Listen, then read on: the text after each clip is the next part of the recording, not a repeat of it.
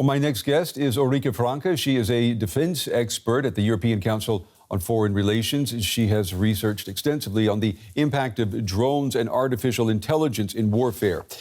Ulrike, it's good to have you back on the program. The Kremlin is now claiming that the attack was masterminded by the United States. The White House has rejected that right out, saying it's a lie. Do you see any credible evidence that this could have been planned in Washington?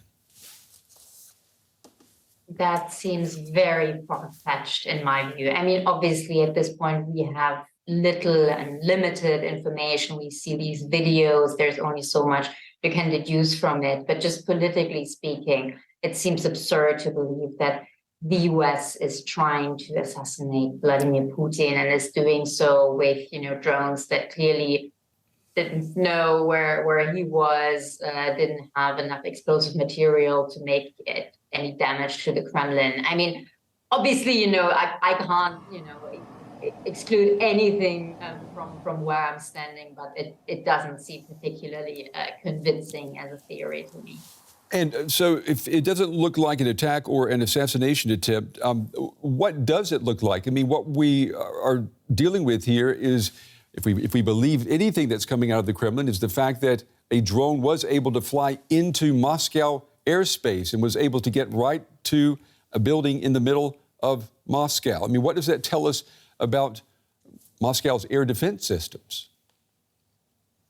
Yeah, that's an absolutely fair question. So it seems like a more symbolic attack. Now, it could also just be that whoever flew this attack didn't succeed in what they were actually trying to do. That's, of course, absolutely possible. But just from what we know, where Vladimir Putin is, and then it didn't seem like it was really a serious assassination attempt. But you're absolutely right to point out that the fact that that drone could just fly onto, the Red Square and onto the roof of the Kremlin, that's not a great look for Russian air defenses.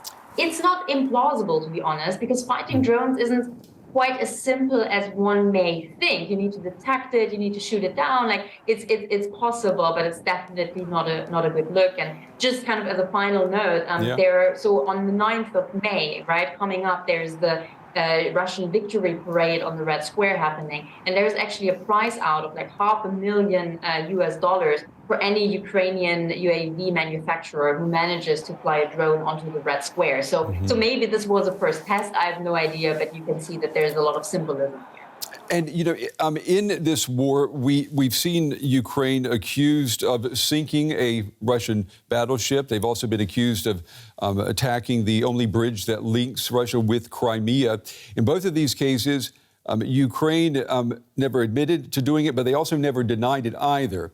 In this case, though, with this alleged drone attack, Kyiv has been adamant and vehement in its rejection of this accusation. What does that tell you? I mean, to be honest, to me, it means that most likely Kyiv did not order the strike. And this wasn't a strike by, Ukrainian forces, at least. That's what seems more likely. Again, obviously, I can't confirm or deny this, but that seems more likely. And indeed, it's also out of this type of attack is very different from other attacks on Russian territory that indeed Ukraine seems to have done. Namely, so far, all attacks on Russian territory have been very clearly aimed at military installations, right? So, for example, in December, there were 2 attacks on Russian airfields by drones, but this was a military attack. So far, they've never attacked, any kind of political targets such as here. So to me, the denial seems quite credible. Mm-hmm.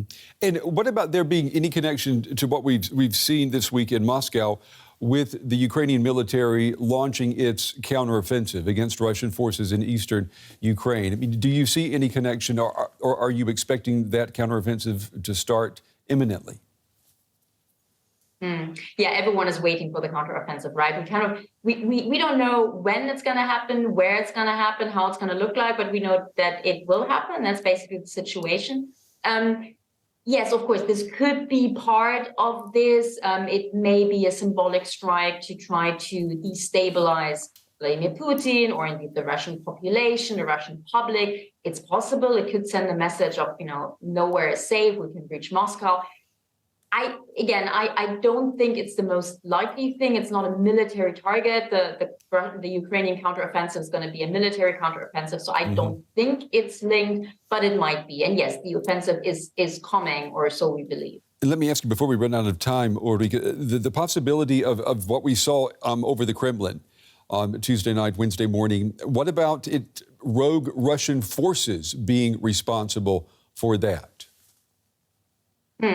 Yes, of course. I mean, it could be rogue Russian forces. It can be rogue Ukrainian forces. So kind of a sabotage by individuals.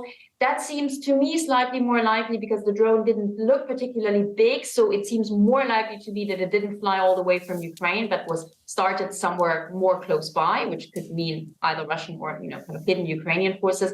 But honestly, we don't know. So this is speculation, but it is a possibility, as is a possible false flag operation. Yeah, and lots of questions, lots of unanswered questions in this case. Ulrike Franke with the European Council on Foreign Relations. We appreciate your time and your valuable insights tonight. Thank you.